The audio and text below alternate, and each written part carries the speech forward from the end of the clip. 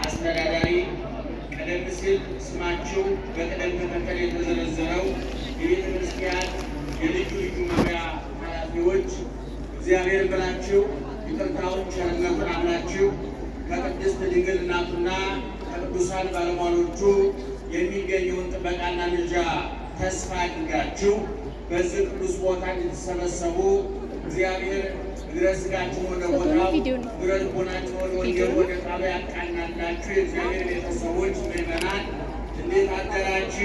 እግዚአብሔር ይመስገን። እንዴት አረፈዳችሁ? እግዚአብሔር ይመስገን። እንዴት ቆያችሁ? እግዚአብሔር ይመስገን። በየጊዜው በየቦታው በየምክንያቱ መስማት በምንችለው መጠን የሚያስተምረን መኖር በምንችለው መጠን የሚነግረን ትናንት የነበረ ዛሬ ያለ ነገ ከነገ ወዲያ ከመካከላችን የማይለይ አፋችንን ሞልተን የመሰከርንለት የምንመሰክርለት ልባችንን ሞልተን ያመንነውና የምናምነው የአባቶቻችን አምላክ ልዑለ ባሕርይ እግዚአብሔር እስከ ዛሬ ስላደረገው በጎ ነገር ወደፊትም ስላዘጋጀልን መልካም ነገር ሁሉ ሕያው ቅዱስና ዘላለማዊ ስሙ ይክበር ይመስገን፣ ይክበር ይመስገን።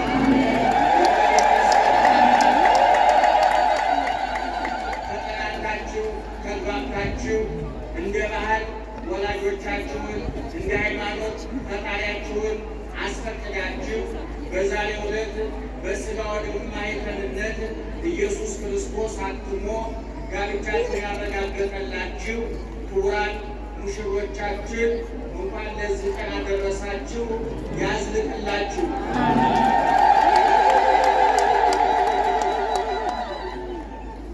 እናንተ የምትሰሙት እኛም የምንናገረው አይንሳን አይንሳችሁ። እግዚአብሔር በመላ በግምት በሳይሆን አይቀርም በይመስለኛል የግል ሀሳባችንን እንዳናፈስባችሁ ጆሯችሁን ይጠብቅ እግዚአብሔር። አንደበታችንን የሚቆጣጠር መንፈስ ቅዱስ ዘቦቱ መራት መራዊ ውእቱ ዋርኩሰ ለመራዊ ዘይቀውም ወይሰምዖ ፍስሐ ይትፌሳህ በእንተ ቃለ መራዊ ወመራት። ያጨ እንጂ ያገባል ሙሽሪት ያለችው እሱ ሙሽራ ነው። የሙሽራው ጊዜ አርከ መራዊ ርየ መራዊ አማጭ ረማጭ ግልገል ሙሽራ ወይም ሚዜ ማለት ነው በዘመኑ ቋንቋ። ሚዜ ግን የሙሽሪትና የሙሽራውን ቃል በመስማት ይደሰታል። የዮሐንስ ወንጌል ምዕራፍ 3 ቁጥር 29 ላይ ያለ ፍጥር ስብስብ ያለ ብዙ የጠለቀ ምስጢር የረቀቀ ሀሳብ የተሸከመ እግዚአብሔር በዮሐንስ በኩል አድርጎ ያስተማረን የእግዚአብሔር ቃል ነው። ይህን ጥቅስ የመረጥኩበት ምክንያት ሁለት ነው። አንደኛው ይሄ ወቅት ዘመነ መራዊ ይባላል። ኦርቶዶክሳዊ ተዋሕዶ ቤተክርስቲያን የተሰራች ያለቀች የተጠናቀቀች የምትሄድበት መስመር ተሰምሮ ያለቀ ማንም ድንገት እንደ ሽሮ እየገነፈለ መስመር የማያሰምርላት የምትመራ እንጂ የማትመራ የምትሰራ እንጂ የማትሰራ ከፍ የምታደርግ እንጂ ማንም ከፍ የማያደርጋት በክርስቶስ ከፍ ሲል በክርስቶስ ዝቅ ሲል በወዳጆቹ ልብ ተቀዳ የተሰጣች የቀራንዮ ሙሽራ የኢትዮጵያ ሀብት ንብረት የሆነችው ኦርቶዶክሳዊ ተዋሕዶ ቤተክርስቲያን ከፍ ሲል እግዚአብሔርን ዝቅ ሲል እናቱን ከዛ በመቀጠል ደግሞ እንደ አቡነ ተክለ ሃይማኖት ያሉትን የባከነ ጊዜ የባከነ ገንዘብ የባከነ አካል የሌላቸው የተፈጠሩበትን ዓላማ ያወቁ እንደ እግዚአብሔርን በግብር በክብር እርሱን የመሰሉ ዓለምን አራቆ የጣሉ ነፍሳቸው ስጋቸው ለነፍሳቸው ያንበረከኩ ነፍሳቸው ለክርስቶስ ያስማረኩ ቀራንዮ ላይ የክርስቶስ ቁስል የሚቀዘቅዛቸው የተወጋው ጦር የሚወጋቸው የጠጣው ሐሞትና ኮምጣጤ የሚያንገሸግሻቸው በግዙፍ ዓለም ጭለው በረቂቁ ዓለም የሚታያቸው ብልጭልጩን ዓለም የሚታየውን ዓለም በማይታየው በረቂቁ ዓለም የለወጡ እኛ ታላቁ ዮሐንስ አፈወርቅ እንደተናገረው ወበከመ ጻድቃን ሆኑ ነግዳነ ወሙታነ እምዝንቱ ዓለም ጻድቃን ከዚህ ዓለም ስደተኞች የዚህ ዓለም ሙት ቢሆኑ ከማሁ ንሕነኒ ኮነ ሞትነ ወንግዳነ ኮነ እምንግሥተ ሰማያት። እኛ ደግሞ በልባችሁ የመንግሥተ ሰማያት ሙቶች የመንግሥተ ሰማያት ተሰዳጅና ተፈናቃዮች ነን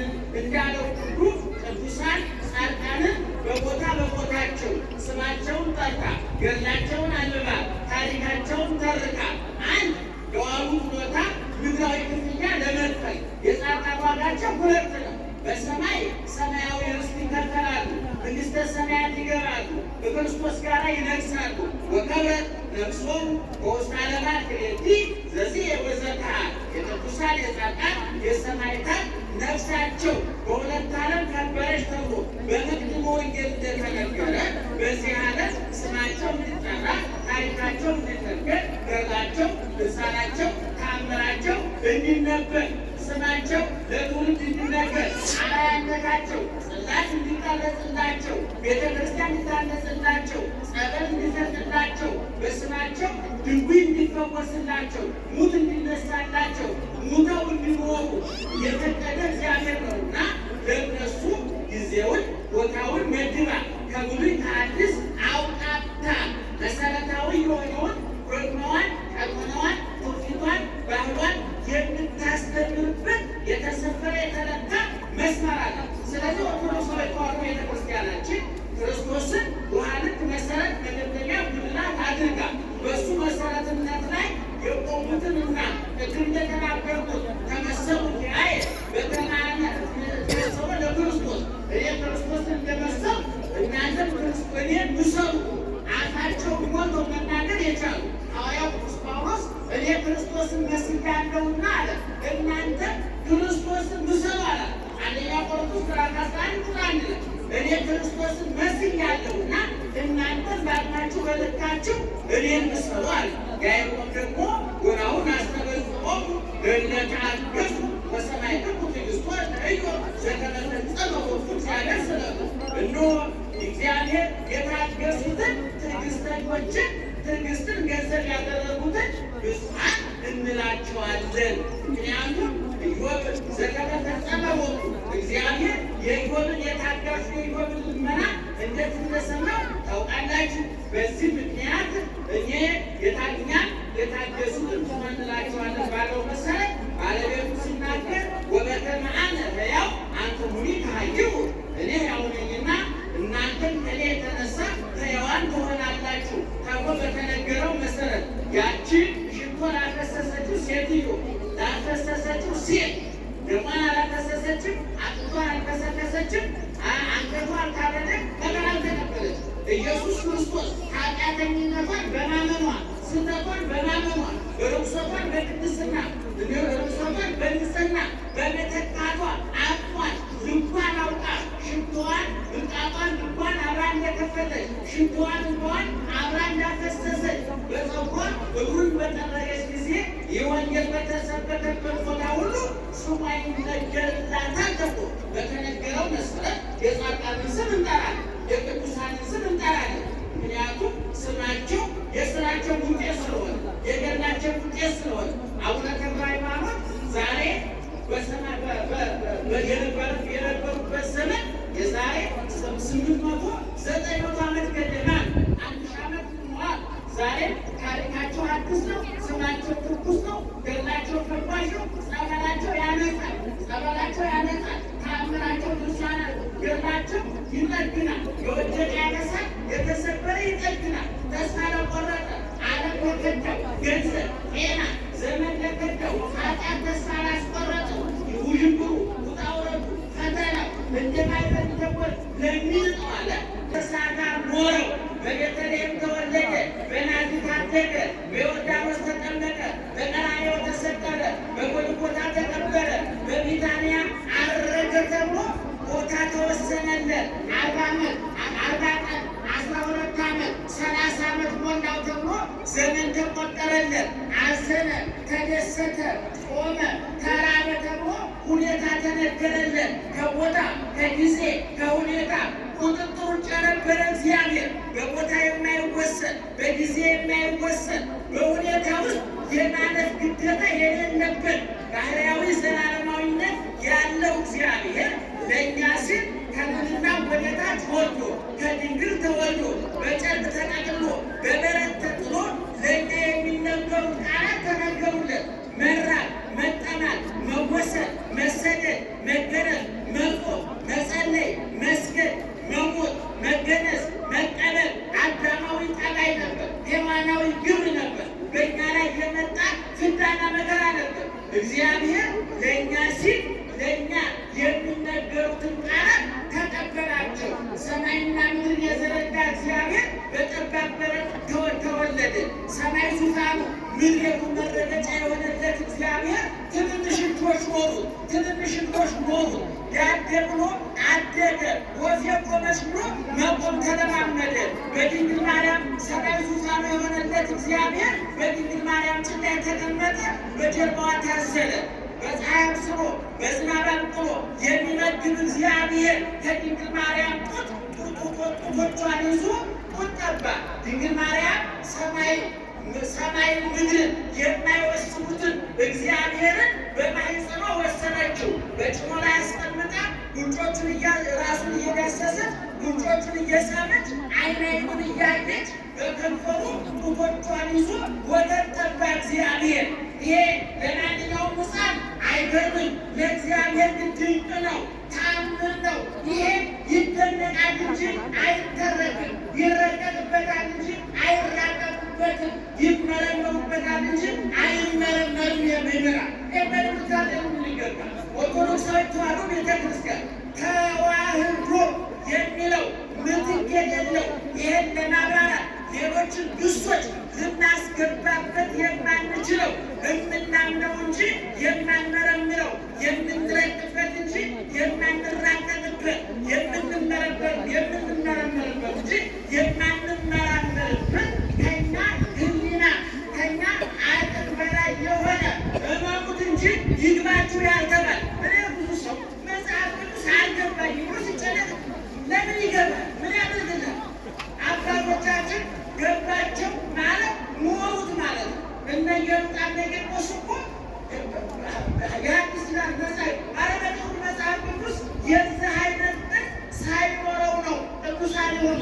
አብርሃም መጽሐፍ አልጻፈም፣ ተማረም ተብሎ አልተጻፈለትም። በራሱ መጽሐፍ ነው ይጠቀሳል። ሳራ መጽሐፍ ናት ትጠቀሳለች። ርብቃ፣ ይስሐቅ መጽሐፍት ናት። ስለዚህ እንደዚህ አይነቶቹ ዓለምን አራግፈው የተዉትን እኛን ያሳፈረንን ዓለም ያሳፈሩትን እኛን ያንበረከከንን ዓለም ያንበረከኩትን ቅዱሳን ቤተክርስቲያን ታከብራለች። ስለዚህ ይህ ወቅት ምን ይባላል ብያቸዋለሁ? ዘመነ አስተርእዮ ይባላል። ሁለተኛው ደግሞ ዘመነ መርአዊ ይባላል። ምን ይባላል? ጮክ በሉ። ኧረ ድገሙ። ዘመነ መርአዊ ከመርአወ ከሞሸረ ማለት ነው። መርአዊ ማለት የወንዱ ሙሽራ ነው። መርአት ማለት ደግሞ ሴቷ ሙሽራ ናት። ኢየሱስ ክርስቶስ ሙሽራ ይባላል። የት ነው የተሞሸረው? በመጀመሪያ በድንግል ማርያም ማኅፀን። ማንና ማን ለመሞሸር ሁለት ስንት ሰው ያስፈልጋል? ለመሞሸር ስንት ሰው ያስፈልጋል? ምንና ምን? ወንድና ሴት። ወንድና ሴት የሚጋቡት ዘመዳሞች ናቸው ወይ? አይደሉም። በደንብ አጥኑ ምዕመናን። ኢየሱስ ክርስቶስ ሙሽራችን ነው። የት ነው የተሞሸረው ሲባል በድንግል ማርያም ማኅፀን። ማንና ማን ተሞሸሩ? ረቂቅ መለኮትና ግዙፍ ሥጋ፣ ሕያው መለኮትና ሟች ሥጋ፣ ዘላለማዊ መለኮትና ጊዜያዊ ሥጋ፣ የማይወሰን መለኮትና ውሱን ሥጋ፣ ምድርና ሰማይ የማይወስኑት መለኮትና በቦታ በጊዜ በሁኔታ የሚወሰነው ሥጋ ተዋሃዱ። ዘመድ ለዘመድ ይጋባሉ? አይጋባም። ባዕድ ለባዕድ ተጋብቶ የሚወለዱት ልጆች ግን ባዕድ ናቸው ወይ? አይደሉም። ባዕድ መለኮት ባዕድ ነው፣ ሥጋ ባዕድ ነው።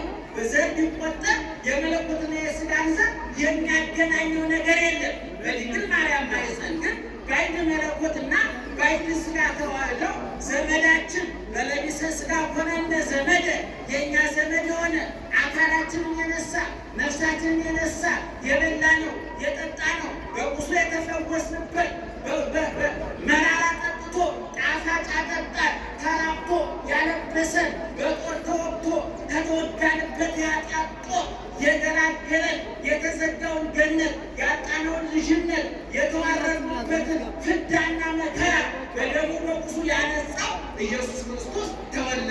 ስለዚህ ክርስቶስ ምን ይባላል? ሙሽራ ይባላል። ማንና ማን ተሞሸሩ አልኳችሁ? ድገሙ።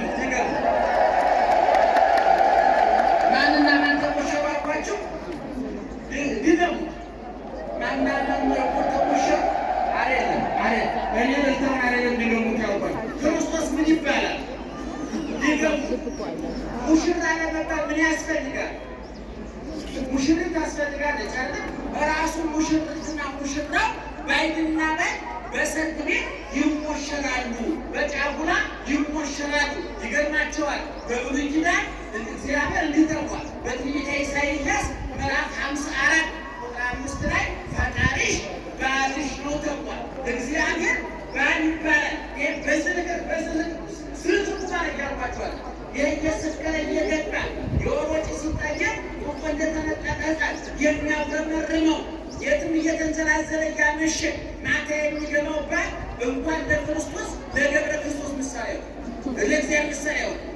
እግዚአብሔር ባል የተባለው እንደ አብርሃም አይነቱ ባል ነው።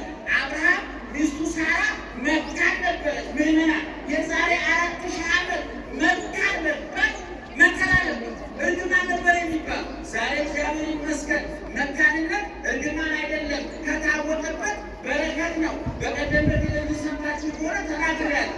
መውለድ ከእንስሳት ጋር እንጂ የሚያመሳስረን ከመላእክት ጋር አይደለም። ልጅ ያጣችሁ ሰዎች እንዳይገርማችሁ እንዳይደንቃችሁ፣ እኛ እንደወለድነው ከብቶቹ ተዋልደዋል፣ በጎቹ ተራብተዋል። አይጥና ድመት የሚወጣ ቁም ነገር እንዳይመስለን። ዋናው ከእግዚአብሔር ተወለዱ፣ እናንተ ክበሩ፣ ገነት መንግሥተ ሰማያት ናት እንጂ ልጅን የሚተካ እግዚአብሔር ከእናንተ ጋር ነው። ልጅን የሚተካ ኢየሱስ ክርስቶስ በቤታችሁ ነው እና በብሉይ ኪዳን እግዚአብሔር ባል ይባላል፣ እስራኤላውያን ደግሞ ሚስት ይባላል። በአዲስ ኪዳን ደግሞ ሙሽራው ክርስቶስ ይባልና በሙሽርነት ውስጥ ደግሞ የመለኮትና የሥጋ ተዋህዶ በሙሽሪትና በሙሽራው ተመስሏል። ክርስቶስና ቤተ ክርስቲያን በሙሽሪት ተመስሏል። እኔ ከዚህ ቀጥሎ ብነግራችሁ ደግሞ ዋርኩስ ሰለማዊ። እሺ፣ በሰርግ ቤት ስንት ታዳሚዎች አሉ? የነዋላችሁ ስንት ታዳሚዎች አሉ? ሙሽሪትና ሙሽራው አሉ። ቀጥሎስ ይህን የነገረ ሰው በእውነት በኋላ ሸልማል። በሰርግ ቤት ያሉትን በቅደም ተከተል ምጥራቸው። ዋናው የሰርግ ዋና ተዋናይ ማለት አቤት ሙሽራው። አንድ ሰርግ የሚያሰኘው የማን መኖር ነው? የሙሽራው ነው። በተለይ የኛ ዘመን ብሎቱ ለመናገር ደውስ ሀብት ያለ ብላችሁ 5 ሰዎች ካላቸው በነገሩ በዘመን ሀብት ያለው ማመን የጥናት ጉዞት እንጂ ሀብት የለም። ግን አለ ብላችሁ ካመናችሁ ግን እኔ የጥሮሹ የሰሞን በሬዲዮ በቴሌቪዥን በቲክቶክ በዩቱብ የሚጠራ የጥሮሽ አይነቶች ለመናገር የእነሱ ተስፋ ጥሩ አለም ነው። የሚያን ተስፋ ያጨልማል። ወደፊት ለመጋባት ያሰቡ ያንን ጥሮሽ እያየ ያኔ የሽምግልና ስርዓት እያየ ገታጎሽ ማግኘት እንደሚችል ለአሞቱ የፈሰሱ ብዙወጣል ናኔ በእውነት እንደው አበባ በማጋጋት ስንት አበባ በሚረግፍበት ሀገር ቁጭ ብለን ዳቦ በልቶ ውሃ ጠጥቶ እርቃንን ሸፍኖ መኖር የቅንጦት ዕቃ በሆነበት ሀገር ውስጥ እየኖሩ የተገነጠለ ኑሮ መኖር የተገነጠለ ኑሮ ከማህበረሰቡ ጋር የማይገናኝ የማይመሳሰል እንዲያው የምታደርጉ ሰዎች ብታስቡበት ክርስቲያኖች ከሆናችሁ ብታናግሩ ለማለት ነው። እና ዞሮ ዞሮ ዋርኩስ ሰለማዊ በሰርግ ቤት አንደኛ ሙሽሪትና ሙሽራው አሉ፣ ሁለተኛ መብል መጠጥ አለ፣ ሶስተኛ እንደ ጥንቱ ዘፈን ጨዋታ ነበረ። በአሁኑ ጊዜ በመዝሙር ተተክቷል። እሱ የሚያነጋግር ነገር ነው። ወደዛ ጉዳይ አለ። ከዛ በኋላ ደግሞ የሙሽራውና የሙሽሪት ቤተሰቦች አሉ። አሁን በቤተ ክርስቲያናችን ዮሐንስ እንደነገረ ዋርኩስ ሰለማዊ ዘይቀሙ የሙሽራው ሚዜዎች ቤተ ክርስቲያናችን ቅዱሳን ናቸው። ገና ዋላችሁ። ቅዱስ አርተመራዊ ዮሐንስ መጥምቅ ክርስቶስ ሙሽራ ተባለና ዮሐንስ መጥምቅ ተባለ፣ ሚዜ ተባለ። በዮሐንስ መጥምቅ ውክልና ደግሞ ጻድቃን፣ ሰማዕታት፣ ቅዱሳን የማን ሚዜዎች ናቸው? የክርስቶስ ሚዜዎች ናቸው። የሚዜ ዓላማው ምንድን ነው? ሙሽራውን ከፍ ማድረግ ነው። እኔ አንዳንድ ቀሻዣ ሚዜ ሙሽራው የሚውጣል ከዚህ ተናግረ ወደ ወጣቶች ወደፊት ሚዜ ስትመጡ ዝነኛ ሰውና በምርት የሚመጣችሁ ሰው አትምረጡ። በጣም ስህተት ነው። እውነቴን ነው የምላችሁ፣ አያስብም። ዝነኛ ሰው የእናንተ ሚዜ ከሆነ እናንተ ትረሳላችሁ። ሚዜ በመልክ የሚመርጥ ከሆነ ሰው እናንተ ደረሱ ያችን ሴት ነው። ስለዚህ በመልክ የሚመርጠው ሰው ሚዜ ማድረግ የለም። ቅዱሳን የክርስቶስ ሚዜ የተባሉ ልካቸው ያወቁ ስለሆኑ ሙሽራውን የሚያወቁ ስለሆኑ ነው። የሰማችሁ ነው። ሙሽራው ከፍ የሚያ አሁን ዮሐንስ ለምንመናለ ሰዎች እኮ መጥተው ዮሐንስ ያ አንተ የጫማውን ማሰሪያ ልፈታ አይገባኝም የተከበረ ነው ስትል የነበረው እኮ ተማሪዎችን ገልብጦ ወሰደብህ። ህዝቡ አንተን ግፋር ወጥሮ እሱን ተከተላሉ። ማንን የተከተሉ? ክርስቶስን።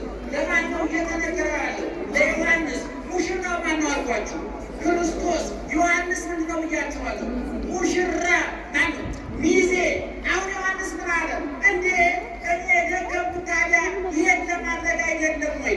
የሚዜው እኮ ትግል ሙሽሪትና ሙሽራውን አገናኝቶ ለፍሬ ማብቃት ነው። የኔ ስራ እናንተን ከእውነተኛው ሙሽራ ከክርስቶስ ጋር ማጨት ነው፣ ማገናኘት ነው፣ ማጋባት፣ ማዋሃድ ነው አለ ዮሐንስ። እንደ አይነት ጥቅም ውስጥ መሰላችሁ እና ቤተክርስቲያናችን አቡነ ተክለ ሃይማኖት በዮሐንስ በኩል የክርስቶስ ሚዜ ናቸው። እነ መርቆሬዎስ እነ ንጽሕት ቁጥር አላቸው ምዕመናን። ሚዜ ደግሞ እኮ መለኪያ ነው አይደል? ሰው አንድ ሰው ስታወርቆ ምትላላችሁ የገሌ ወዳጄ ነው ስትሉ ቀጥለ ምደግሎ እንደው እኮ ሳገባ ምን ነበር ትላላችሁ? ሚዜ ነበር ይባላል። ሰው ሚዜ የሚያደርገው የወደደው ሰው ነው፣ የሚተማመንበትን ሰው፣ የሚቀርበው ሰው። ስለዚህ ክርስቶስ ደግሞ ወዳጆችን መኖራቸዋል እይመክሙ አግብቴ አላ አይልቴ ከዛሬ ጀምሮ ባሮቼ አልላችሁም ወዳጆቼ እላችኋለሁ፣ ሚዜዎቼ ናችኋል። ከዚህ በላይ ምን ይመጣል ወገኖች? ከዚህ በላይ ምን ስልጣን ይመጣል? እና ባለቤቱ አይመክም አይልቴ እስማነ አረይኩክሙ ወሰብኩክሙ እኔ መረጥኳችሁ እንጂ እናንተ አልመረጣችሁኝም። ሚዜን የሚመርጠው ሙሽራ ሚዜውን ይመርጣል እንጂ ሚዜው ሙሽራውን አይመርጥም። ክርስቶስ ይመርጣል እንጂ አይመረጥም። ይሾሙታል እንጂ ይሾማል እንጂ አይሾምም። እግዚእ ዘይገዝዎ ንጉሥ ዘይሰይምዎ። አያችሁ፣ የማይሾሙት ንጉሥ፣ የማያበጥሩት ባለጸጋ፣ የማይነግፉት ጌታ ሙሽራ ይባላል ክርስቶስ። በሰርግ ቤት መጠጥ አለ አይደለም? ምግብ አለ አይደለም? ሰርግ ቤት ቤተ ክርስቲያን ናት። መብል መጠጣችን ቀራንዮ ላይ የተጠመቀው የክርስቶስ ደም የተቆረሰው የክርስቶስ ሥጋ ነው። በሰርግ ቤት የሙሽሪትና የሙሽራው የቅልቅል ክብረ ተካላቸው ምንድን ነው?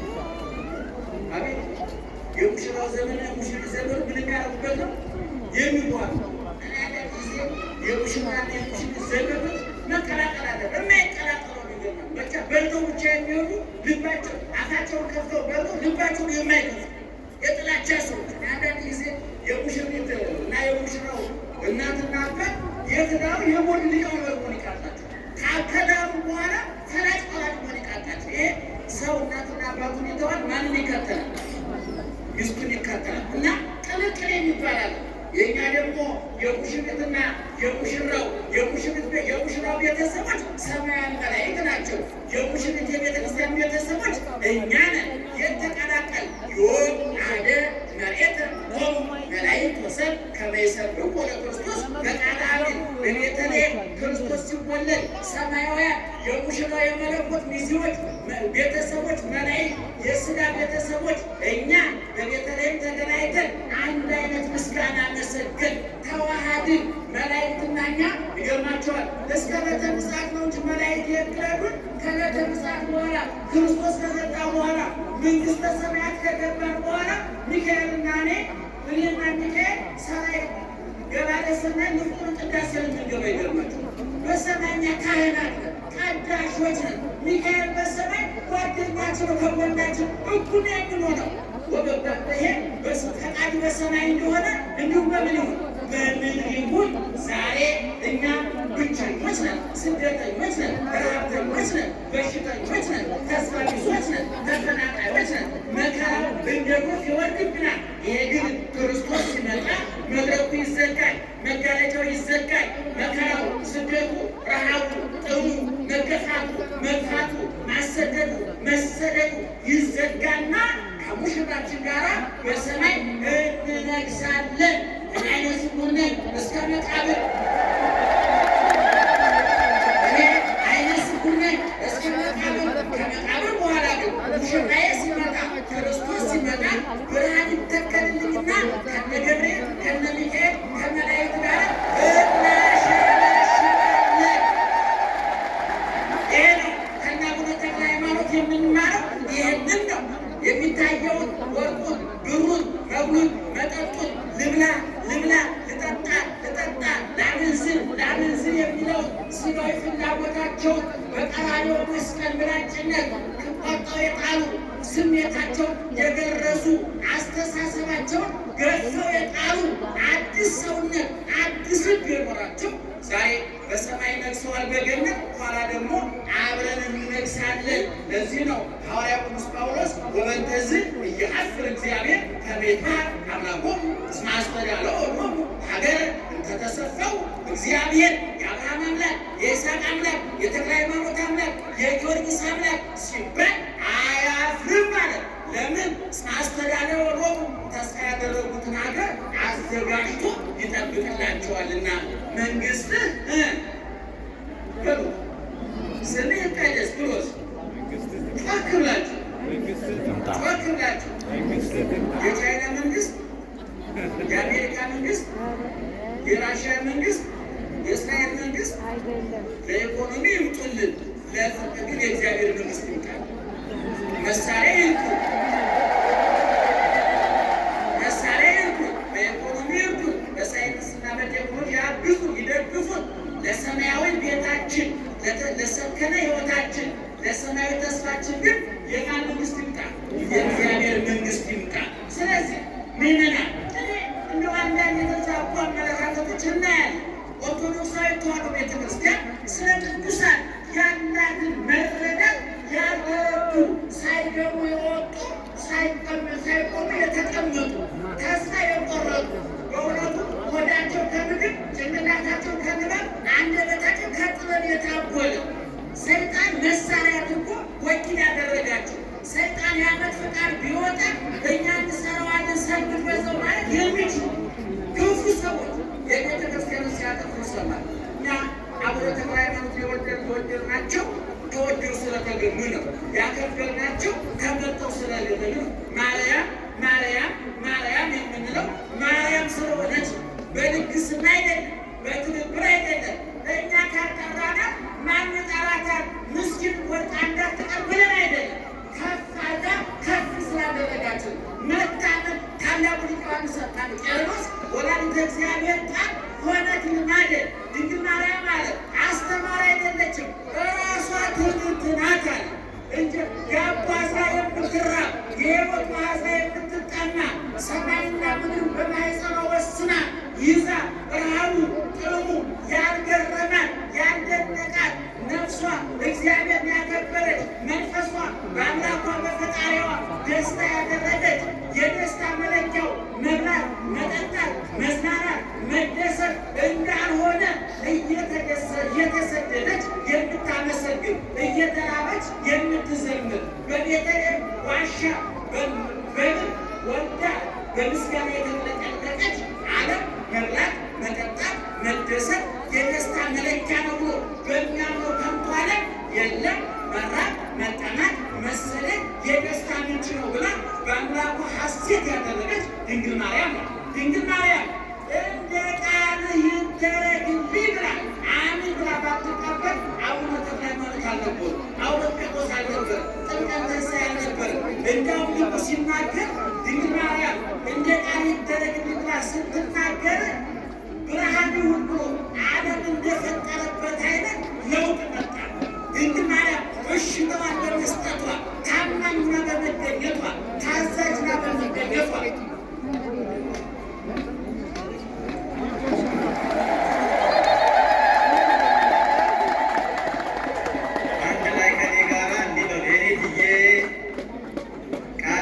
ያሰማልን ርስት መንግሥተ ሰማያት ያውርስልን። አይታችኋቸው